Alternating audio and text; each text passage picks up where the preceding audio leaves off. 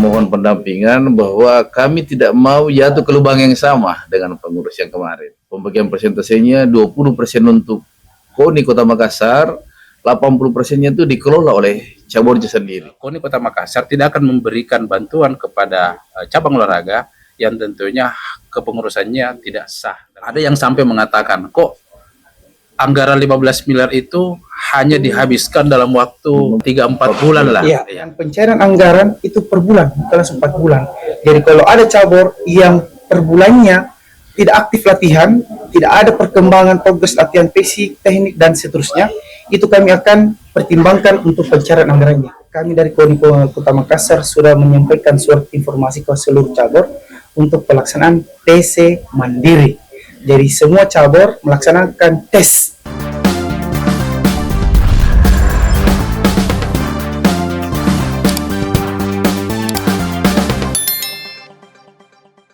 Baik pemirsa Harian Fajar Official, hari ini kita bersama dengan pengurus KONI Makassar. Saya ditemani oleh 3 pengurus, ada Ketua KONI Makassar, Pak Ismail, ada Auditor Internal KONI Makassar, Pak Yusar, satu lagi ada Kabid Pembinaan Prestasi, Bapak Beni. Lalu saya akan memandu, saya sendiri adalah Ilham Wasi, yang akan memandu diskusi kita terkait dengan apa sebenarnya yang dilakukan oleh KONI di pengurusan baru ini dan persiapannya untuk pembinaan atlet-atlet Makassar untuk ke depan. Bagaimana kabar Pak Ketua? Alhamdulillah, baik. Pak Yusar dan Pak Beni, baik. bagaimana kabar? Bagaimana melihat KONI selama mengurusi 1 tahun kepengurusan ini? Pasti banyak dinamika-dinamika yang kemudian dihadapi. Mungkin dari Pak Ketua dulu, mungkin bisa melihat 1 tahun kepengurusan ini seperti apa? KONI Kota Makassar lagi berbenah dengan kepengurusan kami yang baru, apalagi ke depan kita menghadapi beberapa agenda penting, agenda olahraga penting, terutama tahun ini ada Prokop di Bonewajo. Pak Ketua,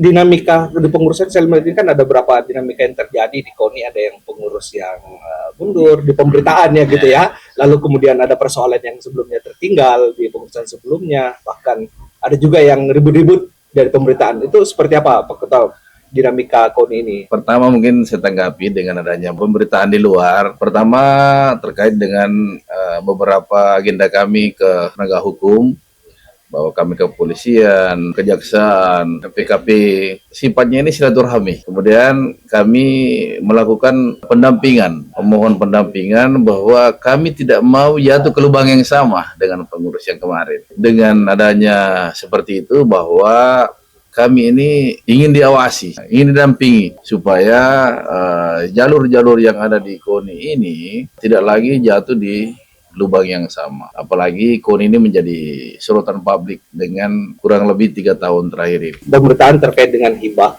apakah ada yang mau disampaikan? Kalau terkait dengan persentase hibah yang kami terima, anggaran 2025, persentase anggaran resminya itu pembagiannya mungkin baru pertama kali di Indonesia yang lakukan seperti itu. Pembagian persentasenya 20% untuk KONI Kota Makassar, 80%-nya itu dikelola oleh cabornya sendiri. Jadi 20% ini kami dapat anggaran kemarin 15 miliar tahun 2025, kami pakai itu sekitar 3 miliar. 11 miliarnya itu ke cabor, tapi ada pengembalian sekitar kurang lebih 1 miliar silpa. Jadi itu sekitar 10 miliar itu ke cabur semuanya. Kenapa ada pengembalian Ketua? Silpa. Ya, Gitu ya. Itu ada cabur yang tidak bisa terima karena adanya kepengurusan yang bermasalah, kepengurusan yang memang habis masanya. Kira-kira bagaimana cara membenahi sistem ini Ketua supaya kemudian KONI, lalu kemudian pembinaan jalan, cabur juga kemudian jalan. Jadi tugas saya sebenarnya memang mendampingi Pak Ketua. Jadi auditor itu bertanggung jawab penuh dengan Ketua Umum dalam rangka melihat dan mengawasi bagaimana proses-proses yang terjadi di KONI, baik dari segi organisasinya, administrasinya, maupun mengenai keuangan. Jadi perlu kami sampaikan bahwa tahun 2025, KONI Kota Makassar menerima bantuan hibah dari pemerintah kota sebanyak 15 miliar. Tadi sudah sampaikan bahwa yang kita gunakan itu hanya kurang lebih 14 miliar. 1 miliar itu kita kembalikan kepada pemerintah kota, oleh karena ada beberapa program yang tidak bisa dijalankan, baik itu program-program yang ada di teman-teman cabang olahraga, karena banyak faktor yang menyebabkan. Pertama tentunya waktu yang tidak mencukupi, yang kedua KONI Kota Makassar tidak akan memberikan bantuan kepada cabang olahraga yang tentunya kepengurusannya tidak sah, dalam pengertian mungkin sudah habis masanya atau belum terbentuk kepengurusan yang baru itu, ataukah terjadi dualisme kepengurusan. Nah, hal-hal ini kita hindari untuk mencegah seperti yang terjadi pada kepengurusan sebelumnya. Kemudian dari 14 miliar ini, tadi Pak Ketua sudah sampaikan bahwa 3 miliar, kurang lebih 3 miliar itu yang dikelola oleh KONI secara langsung ya, untuk membiayai biaya operasional dan sebagainya. Kemudian kurang lebih sekitar 11 miliar itulah yang dibagikan secara proporsional kepada cabang-cabang olahraga sesuai dengan kebutuhan cabang olahraga. Ingat, 2025 yang lalu itu adalah waktu pelaksanaan prakualifikasi Pekan Olahraga Provinsi. Ya, sehingga cabang-cabang olahraga itu ada yang keluar daerah untuk mengikuti kegiatan tersebut. Nah, KONI Kota Makassar mensupport kegiatan ini dengan dana hibah yang diterima. Ada yang sampai mengatakan, kok anggaran 15 miliar itu hanya dihabiskan dalam waktu 3-4 bulan lah. Ya. Saya kira kalau kita mungkin secara sekilas, ya mungkin dalam tanda kutip ya, tapi kalau misalkan itu dalam sebuah perencanaan, saya kira bukan hal yang tidak bisa kita lakukan. Perlu kami sampaikan bahwa di KONI Kota Makassar itu ada bidang perencanaan, ya, sehingga seluruh pengeluaran ataupun pos-pos pengeluaran anggaran yang ada di KONI sesuai dengan DPA yang kita ajukan kepada pemerintah kota melalui Dinas Pemuda Olahraga yang kemudian turun dalam bentuk NPHD. Ya, itulah yang menjadi pedoman pelaksanaan pembelanjaan KONI Kota Makassar. Nah, dengan waktu yang singkat ini, karena ada event yang seperti saya sampaikan tadi, bukan hal yang mustahil untuk bisa dilaksanakan. Apalagi bukan KONI pelaksananya, tetapi teman-teman cabang olahraga. Saya kira itu mungkin sebagai jawaban juga terkait dengan apa yang menjadi isu-isu yang selama ini menjadi bola panas di luar sana. Begitu mungkin. Seperti itu. Kalau terkait dengan tadi disampaikan mengenai ada yang mengundurkan diri.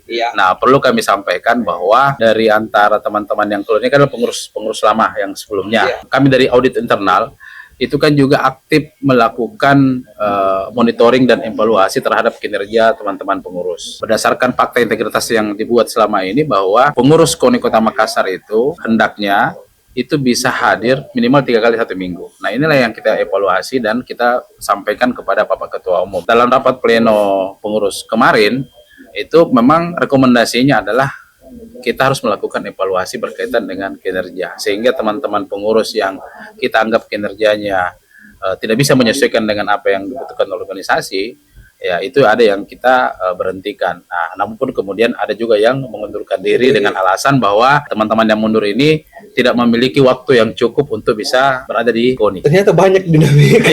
Luar biasa. Luar biasa.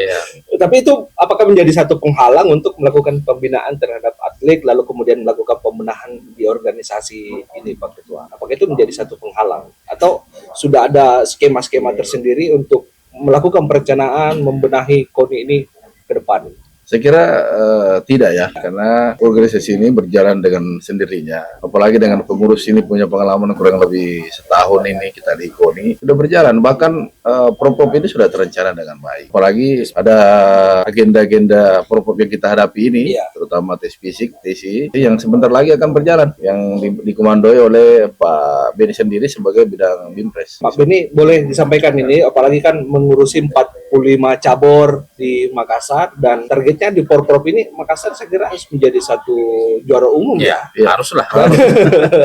Paling besar penduduknya dan paling banyak anggarannya, fasilitasnya juga ada kalau untuk dibanding beberapa daerah yang lain. Pak Beni, kira-kira skema pembinaan atlet di ini di luar dari dinamika yang tadi, tapi kan KONI harus berbenah untuk pembinaan atlet ya supaya itu. Kira-kira apa skema dan target di Porprov ini? Komitmen dan instruksi dari Pak Ketua kami dalam 1 tahun ini harus bekerja, sehingga dalam 1 tahun ini kami itu dalam kepengurusan direposisi dari awalnya saya sport science, dosen olahraga di UNM, langsung dinaikkan ke Bimpres untuk mengawal cabang olahraga ini, cabur-cabur ini supaya semua bekerja dan berprestasi, karena mereka ini dibiayai. Ada yang cabur yang 43 resmi dipertandingkan di Porprov, ada juga 3-5 yang dibiayai untuk eksebisi dulu. Sehingga tugas kami di kepengurusan itu seperti dikatakan tadi Pak Yusar, 3 kali dalam seminggu harus ke kantor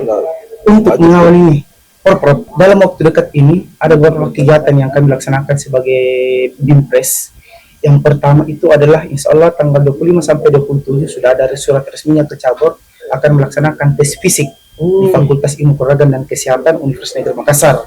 Itu dilaksanakan selama 3 hari dengan jumlah cabur yang berbeda-beda. Adalah 850 atlet, yang dimana sebelumnya KONI telah bekerja sama dengan Fakultas Ilmu Keluargaan dalam pelaksanaan tes fisik. Semoga nanti Fajar bisa meliput dalam 3 hari ini di sana. Karena tes fisik ini membutuhkan juga anggaran. Ada sekitar 850 atlet yang biayanya sekitar 160 juta. Yang mungkin bisa dikawal, dikontrol, dan didokumentasikan supaya orang-orang di luar KONI ini betul mengatakan itu yang kami infokan ternyata tidak benar. Nah itu.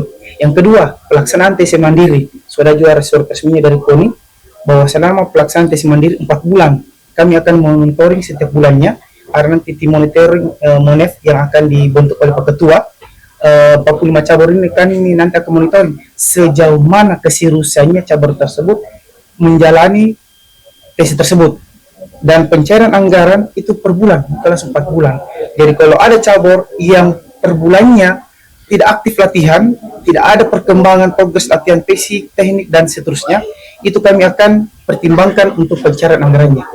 Yang ketiga adalah bagaimana nanti skema di akhir bulan Oktober sebelum pergi ke Porprov, Wajo dan Bone, karena ada 21 cabur di Wajo, ada 23 di Bone, yang dimana nanti itu kami akan matangkan dalam sebuah launching team yang insya Allah nanti akan disesuaikan waktunya Pak Ketua dengan pemerintah Kota Makassar dalam hal ini wali kota untuk melaunchingkan sejauh mana target medali, karena target medali kami itu insya Allah 200-an.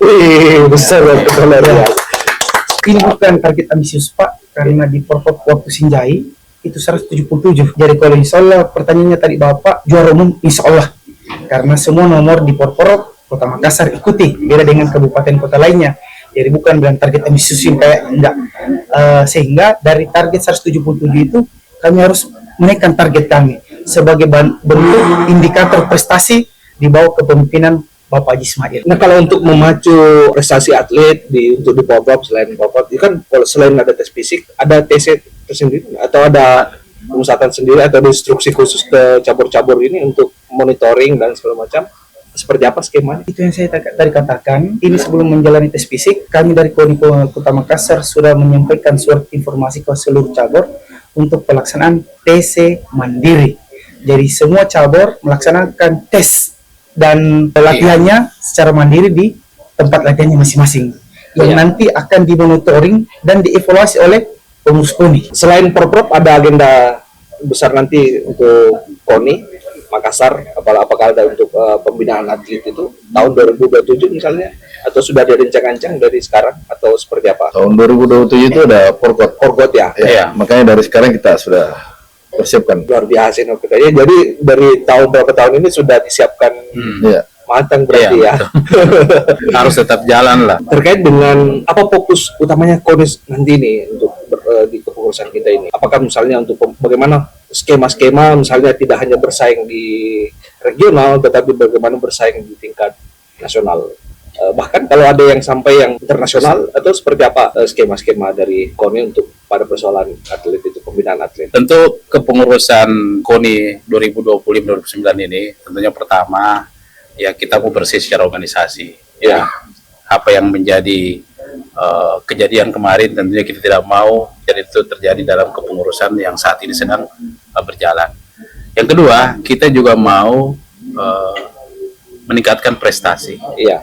Jadi sekarang ini melalui instruksi Pak Wali Kota Makassar itu memang mencanangkan bagaimana pembinaan atlet di usia dini, khususnya di usia-usia persiapan, misalnya di usia-usia sekolah. Jadi SD, SMP itu kita canangkan. Nah, mudah-mudahan pada keputusan ini, karena Pak Ketua ini kan sekarang lagi menggenjot juga ya namanya Korcam. Ya, jadi ada 15 Korcam. Nah, inilah sebagai perpanjangan KONI yang berada di kecamatan-kecamatan ini guna mengakomodir sehingga potensi-potensi atlet usia dini ini bisa berkembang. Mereka yang membantu cabang olahraga dalam hal bagaimana sekolah-sekolah ataupun tempat-tempat yang ada di masyarakat itu bisa menjadi fasilitas olahraga. Yang terakhir bahwa tentunya harapan kita semua dengan pembinaan yang bagus ini, dengan dukungan pemerintah kota berupa dana hibah yang begitu besar, artinya kalau dibandingkan dengan daerah yang lain, kita berharap bahwa Kota Makassar ini bisa melahirkan atlet-atlet yang seperti yang dikatakan tadi, bahwa bisa mewakili Kota Makassar dan juga mewakili Provinsi Selatan, bahkan kalau bisa mewakili Indonesia di kancah internasional. Saya kira itu harapan kita. Pak Ketua, ada mau dikatakan lagi? Saya hanya memertipkan di luar sana bahwa KONI sekarang lagi berbenah diri. Yang kita antisipasi selama ini bahwa insya Allah tidak akan kita jatuh ke lubang yang sama. Silakan datang ke KONI, kami terbuka, ada transparansi. Sekarang saya buka, belum ada kepengurusan KONI seperti ini. Mulai dari perencanaan kita buka di rapat pleno, mulai dari perencanaan pelaksanaan, pertanggungjawaban semua akan di pleno. Semua kan keterbukaan, transparansi. Jadi saya katakan sekali lagi, silakan ke KONI. Datang ke KONI, lihat sendiri KONI sekarang seperti apa kepengurusan KONI. Dan aktif pengurusnya, aktif stafnya. Terima kasih banyak Pak Ketua, Pak Ismail, Pak Yusar, dan Pak Beni. Terima kasih sudah bersama kita di Harian Fajar Official dan memberi pemahaman-pemahaman kepada masyarakat luas terkait dengan apa fokus KONI sampai di kepengurusan 2029 ini. Itu pembenahan, selain pembenahan pengurus juga membenahi atlet untuk persiapan-persiapan atlet usia dini gitu ya. Semoga prestasi olahraga di tingkat Makassar ini kemudian makin maju dan KONI juga makin sukses. Oke, terima kasih banyak. Saya Ilham Wasi undur diri. Wabillahi taufiq hidayah. Wassalamualaikum warahmatullahi wabarakatuh. Waalaikumsalam warahmatullahi wabarakatuh.